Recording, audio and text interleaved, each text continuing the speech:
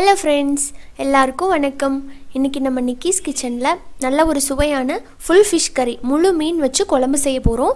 ரொம்ப டிஃபரண்டாவும் இருக்கும், நல்ல டேஸ்டாவும் இருக்கும். ஆல்ரெடி நம்ம சேனல்ல செட்டிநாடு ஸ்டைல்ல வறுத்தரைச்சு மீன் குழம்பு எப்படி செய்யிறது, அதுக்கு அப்புறமா வஞ்சர மீன் வச்சு சிம்பிளான fish curry எப்படி பண்றதுங்கற வீடியோஸ் நான் அப்லோட் பண்ணியிருந்தேன். அதுக்கான லிங்க் டிஸ்கிரிப்ஷன் பாக்ஸ்ல கொடுத்திருக்கேன், செக் பண்ணிக்கோங்க.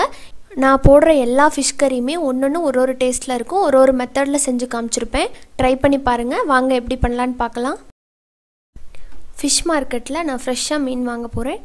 பாருங்க, நான் இன்னைக்கு 1 கிலோ அளவுக்கு ஃப்ரெஷ்ஷான fish வாங்கியிருக்கேன். இது கடல் மீன் கிடையாது, ஆத்து மீன் தான்.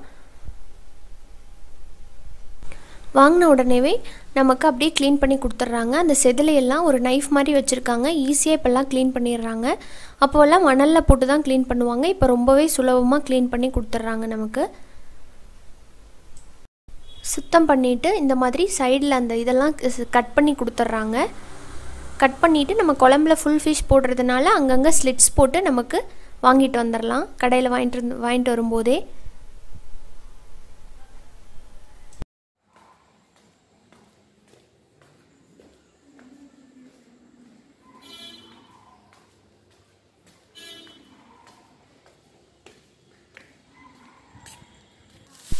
அவ்வளோதாங்க, மீன் வாங்கிட்டு வந்தாச்சு. இப்போ அதை நம்ம சுத்தம் பண்ணி எடுத்துடலாம், நீட்டாக கழுவி எடுத்துடலாம்.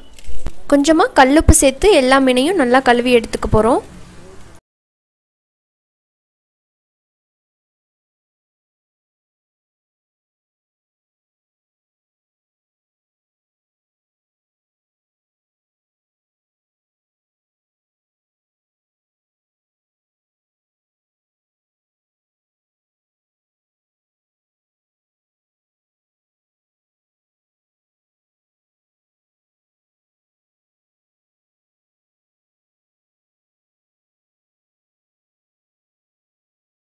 அவ்வளோதாங்க, சூப்பராக நம்மளோட மீனெல்லாம் இப்போ குழம்பு வைக்க தயாராகிடுச்சு பாருங்கள்.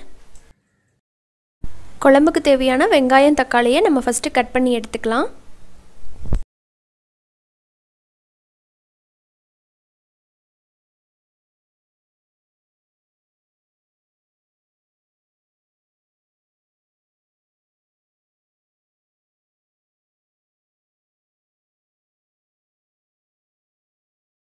இந்த மீன் குழம்பு செய்யறதுக்கு ஃபஸ்ட்டு நம்ம ஒரு ஃப்ரெஷ்ஷாக ஒரு பொடி ஒன்று ரெடி பண்ணிக்கலாம். அதுக்கு ஒரு பேனில் 1.5 டீஸ்பூன் சீரகம் சேர்த்துக்கலாம். இந்த சீரகம் லைட்டாக நல்லா வாசம் வர்ற வரைக்கும் நம்ம வறுத்துக்கலாம். இப்போது சீரகம் நல்லா வறுபட்டு வாசம் வந்துருச்சு. இப்போ அதை நம்ம வேறு பிளேட்டுக்கு மாற்றிக்கலாம். இப்போது அதே பேனில் 1 டீஸ்பூன் கடுகு, அது கடுகு நல்லா வெடிக்கட்டும்.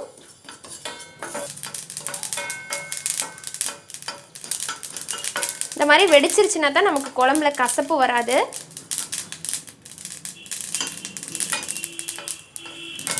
இப்போ இந்த மாதிரி நல்லா வெடிச்சதும் நம்ம வேற பிளேட்டுக்கு மாற்றிடலாம் அந்த சீரகத்தோடவே.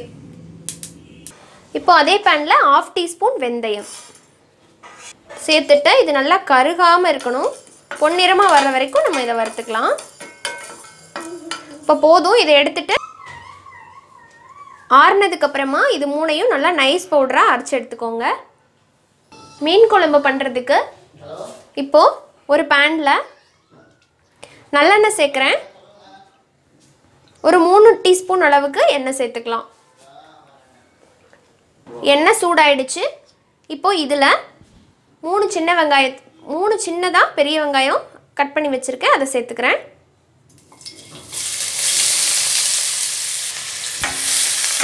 சேர்த்துட்டு இதை நல்லா வதக்கி விட்டுக்கலாம். நீங்கள் சின்ன வெங்காயம் கூட சேர்த்துக்கலாம், அதுவும் டேஸ்ட் நல்லாயிருக்கும். பெரிய வெங்காயம் சேர்த்திங்கன்னா நல்லா வதக்கணும், இல்லாட்டி நல்லா இனிச்ச மாதிரி ஆகிடும். நல்லா வதங்குற வரைக்கும் தான் டேஸ்ட் நல்லாயிருக்கும். நல்லா வதக்கி விட்டுக்கலாம். வெங்காயம் வதங்கிட்டு இருக்கையிலேயே ஒரு 10லேருந்து 12 பல்லு பூண்டு சின்னதாக எடுத்திருக்கேன், முழுசாக அப்படியே சேர்த்துக்கலாம்.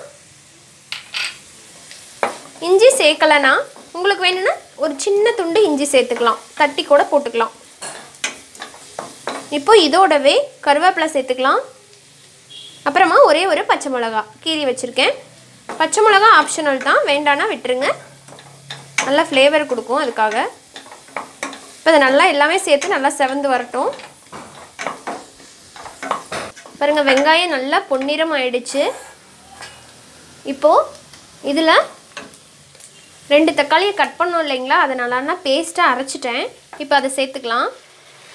இந்த மாதிரி பேஸ்ட்டாக அரைச்சிட்டோம்னா குழம்பு நமக்கு கொஞ்சம் நல்லா கெட்டியாக கிடைக்கும். இப்போ இது நல்லா இந்த பச்சை வாசம் போக வதக்கி விட்டுக்கலாம். இப்போது தக்காளியை நல்லா வதக்கி விட்டாச்சு, பச்சை வாசம்லாம் போயிடுச்சு. இப்போ இதில் நம்ம பொடிகள்லாம் சேர்த்துடலாம். 1/4 டீஸ்பூன் மஞ்சத்தூள் சேர்க்குறேன், 1 டேபிள் ஸ்பூன் மல்லித்தூள், காரத்தை பொறுத்து மிளகாய்த்தூள் சேர்த்துக்கோங்க. நான் இதில் 1 டேபிள் ஸ்பூன் சேர்க்குறேன். சேர்த்துட்டு நல்லா கலந்து விட்டுக்கலாம். சரி, கலந்து விட்டதுக்கப்புறமா 1 லெமன் சைஸ் புளியை ஊற வச்சு புளி தண்ணி அதையும் சேர்த்துக்கலாம். இப்போ தேவையான அளவுக்கு நம்ம தண்ணி சேர்த்துக்கலாம். அதே புளியில் தான் நான் கரைச்சி சேர்க்குறேன். குழம்பு எந்த அளவுக்கு வேணுமோ அந்த அளவுக்கு நீங்கள் தண்ணி சேர்த்துக்கோங்க. தேவையான அளவுக்கு உப்பு சேர்த்துக்கலாம். மீனுக்கும் சேர்த்து இதிலேயே சேர்த்துக்கோங்க. இப்போ குழம்பு நல்லா கொதித்து சுண்டி வரட்டும். அதுக்கப்புறமா நம்ம மீன் துண்டுகளை சேர்த்துக்கலாம். இப்போது குழம்பு நல்லா கொதித்து குறைஞ்சி வந்திருக்கு. இப்போது இதில் அந்த அரைச்சி வச்சுருக்கிற வெந்தயம் சீரகம் பொடி இருக்கு இல்லைங்களா, அதை சேர்த்துக்கலாம்.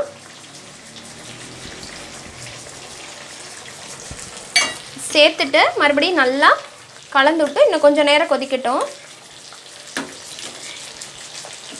இப்போது அந்த பொடி சேர்த்து நல்லா அந்த பொடியோட வாசம் போகிற அளவுக்கு கொதிக்க விட்டாச்சு. இப்போ நம்ம மீன் துண்டுகளை இதில் சேர்த்துடலாம். இப்போ இதை சேர்த்துக்கிறேன்.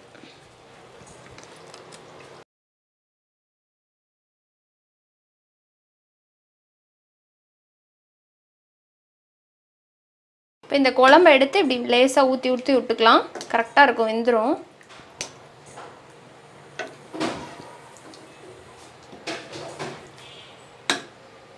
இப்போது இந்த மீனை ஒரு 7லேருந்து 8 நிமிஷம் போல் நம்ம வேக வச்சு எடுத்துக்கலாம். ஏன்னா நம்ம முழு மீன் சேர்த்துருக்கறனால கொஞ்சம் டைம் அதிகமாக எடுத்துக்கும், அவ்வளோதான். இப்போ பாருங்கள், ஒரு 8 நிமிஷத்துக்கு அப்புறமா நம்ம மீன்லாம் நல்லா வெந்து நல்லா வாசனையோட இப்போ மீன் குழம்பு ரெடி ஆகிடுச்சு. கடைசியாக இதில் கொத்தமல்லி இலை தூவி நம்ம இறக்கிடலாம். நம்ம ஃப்ரெஷ்ஷாக அரைச்சி சேர்த்து அந்த மசாலா பொடியோட வாசம் ஜம்முன்னு வருது. நீங்களும் இதை ட்ரை பண்ணி பாருங்கள். இந்த வீடியோ உங்களுக்கு பிடிச்சிருந்ததுன்னா நம்ம சேனல் நிக்கிஸ் கிச்சனை சப்ஸ்கிரைப் பண்ணிக்கோங்க. கூடவே இருக்கிற பெல் சிம்பலையும் கிளிக் பண்ணிக்கோங்க. மறக்காமல் நம்ம வீடியோவை ஷேர் பண்ணுங்கள். மீண்டும் சந்திக்கலாம். நன்றி, வணக்கம்.